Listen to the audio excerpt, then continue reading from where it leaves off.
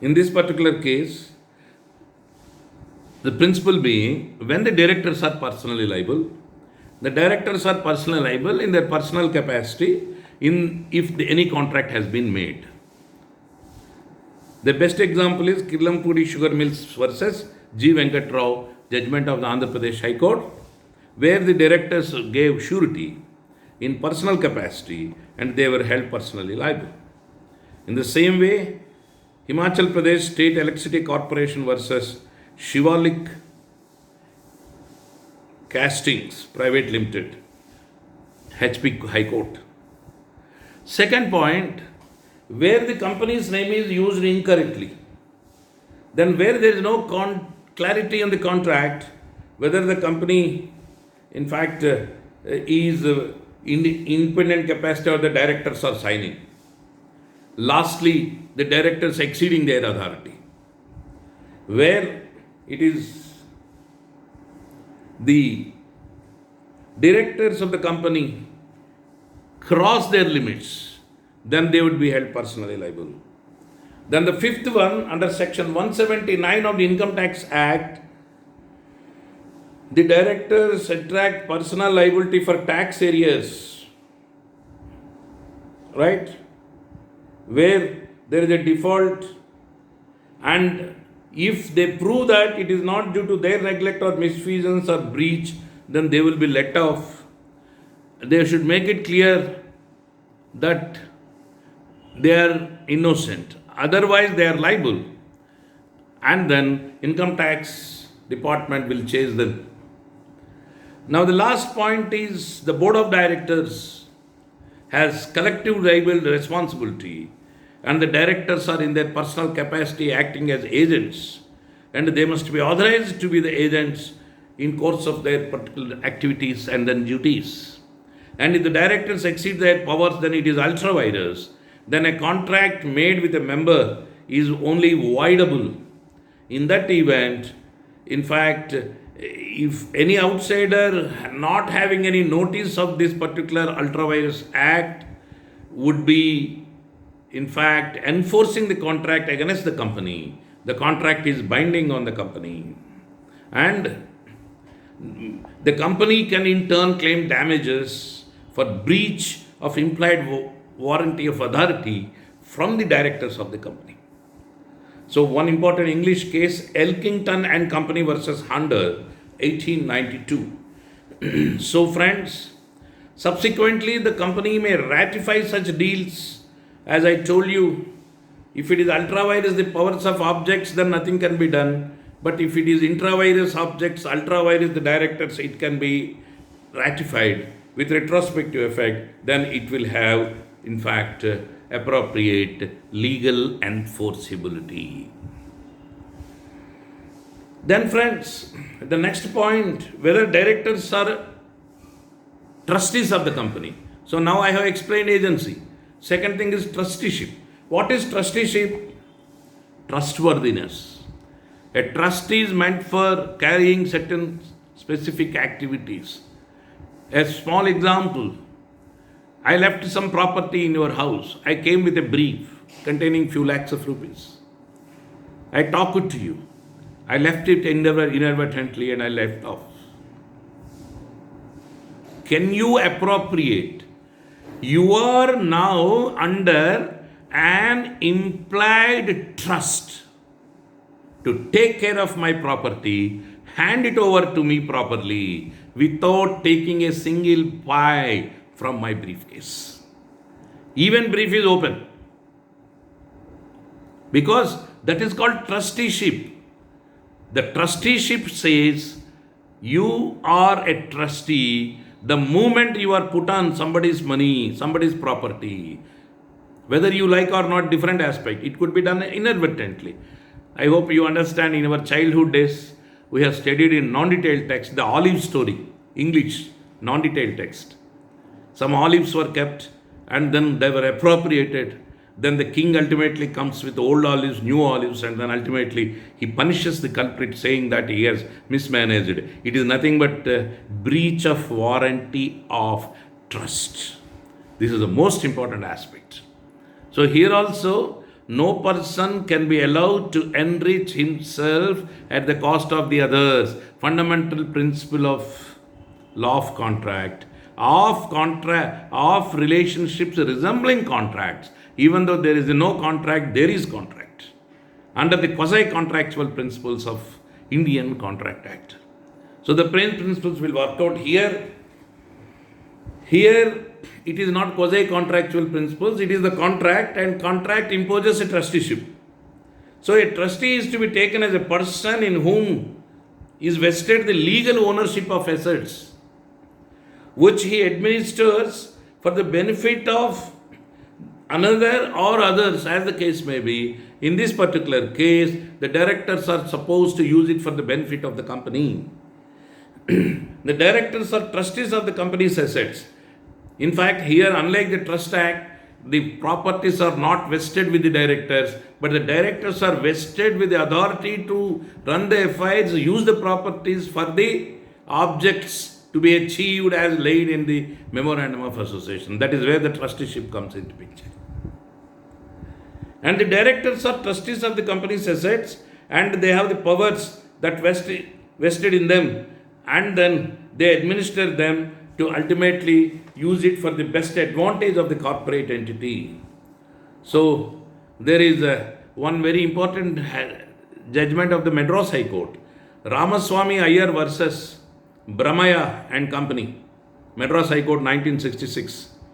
The directors of a company here are trustees for the company as with reference to their power of applying funds of the company, and for misuse of the power they could be considered liable as trustees. And on their death, their legal heirs also would be liable, legal representatives. The cause of action survives on them. This is a very important judgment, in fact. What are the powers vested in the trust, my dear friends? Number one, the allotment of shares, the calls, the forfeiture, the transfer of shares. In all these particular activities, trusteeship is vested with the directors of the company. In this case, the trusteeship concept is concerned, directors are charged with fiduciary responsibility and they are liable to the company, not individual shareholders.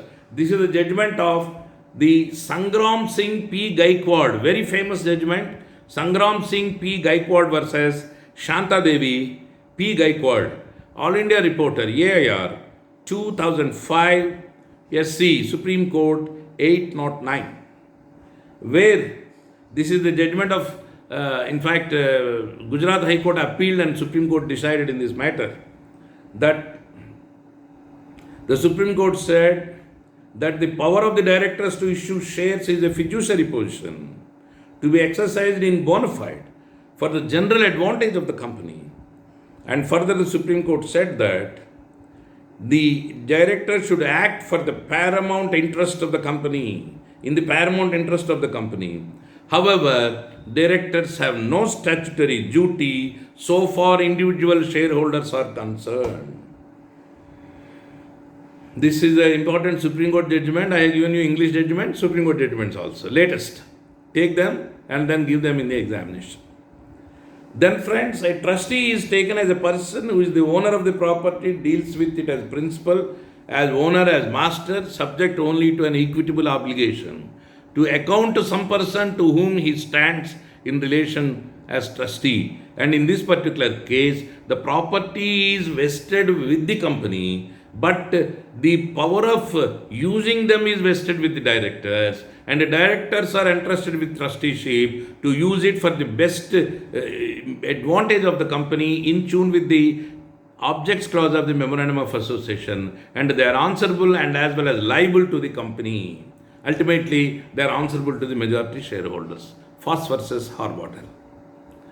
The directors stand in a fiduciary position towards the company in regard to the powers conferred on them with regard to the funds of the company which are under their control.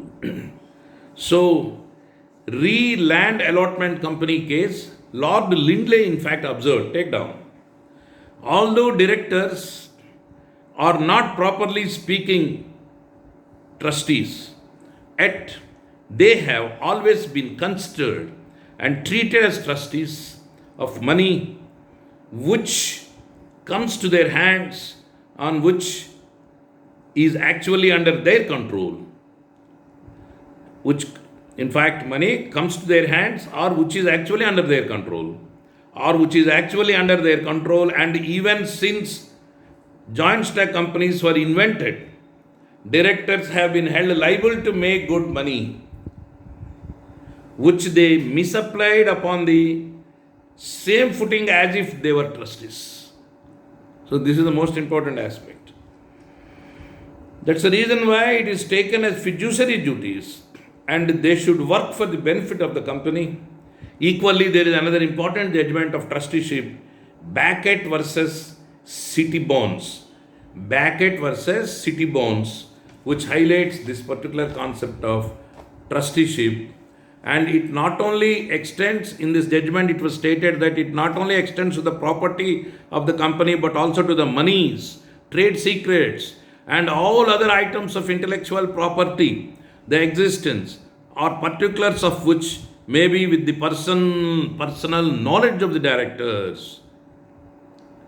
So actually, even though they are not trustees in strict legal sense, the concept of trusteeship is applied here. This is the final, my conclusion. That trusteeship concept is applied on the directors, and directors are supposed to be trustees, trustworthy, and they should not resort to acts of criminal breach of trust. This is what you are supposed to write in the examination. Now, the last point for discussion, my dear friends, directors whether could be taken as the managing partners. In fact, prima facie, there is no legal force for it. Statutory force is not there. However, in fact, there is a school of thought. They could be taken as, in fact, managing partners, but there is no legal force. Actually, a landmark judgment of English court here, Jessel, M.R. Judge, in Re Forest of Dean Coal Mining Company, in Chancery Division's decision, has pointed out that directors have sometimes been called as trustees or commercial trustees, and sometimes they have been called as managing partners.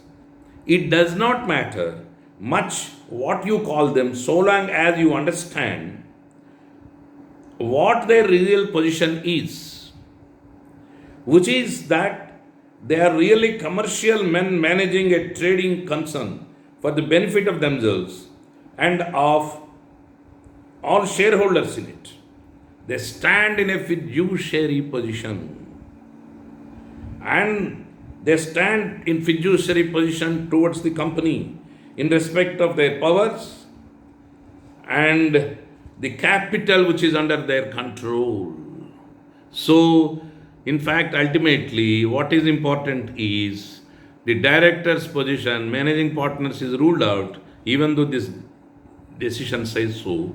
But what is most important is that the directors are concerned, they have agencyship, they have trusteeship, and they have fiduciary responsibility, and a breach of which will lead to a criminal action for criminal breach of trust and a civil action for compensation and restoration to the affected persons. Even though directly they are not related to the individual shareholders, in a particular aspect where their actions caused harm to the individual shareholders, probably individual shareholders may sue them. However, if the majority, Foss versus Harbottle, takes into account this particular aspect, then Sangram Singh case, Foss versus Harbottle, ultimately reveal that they are liable to the company, they are answerable to the company, they are responsible to the company, and they are not responsible to the individual shareholders unless the shareholder proves that at his instance and at his particular handiwork he has put forth his capital into the company. So, my dear friends, with this particular background, I think we will conclude our discussion on this particular status of directors of the company. In this particular line, on these lines, in this way, you give the English and Indian case law, prepare a good notes, and then you, in fact, repeat these particular issues I raised in my lecture. Definitely, you will get good marks in your examination. So, I think in our next class tomorrow, we will deal with the appointment and then removal of directors of the company, if possible, qualifications and disqualifications also, and powers and duties. These are all the three more topics which are left out in the directors of the company. You please go through Avatar Singh and go through the Bayer Act, then follow my lectures. Definitely, you will be able to do well in the examination. So, thank you very much, my dear friends. And then goodbye, good night. We'll meet again.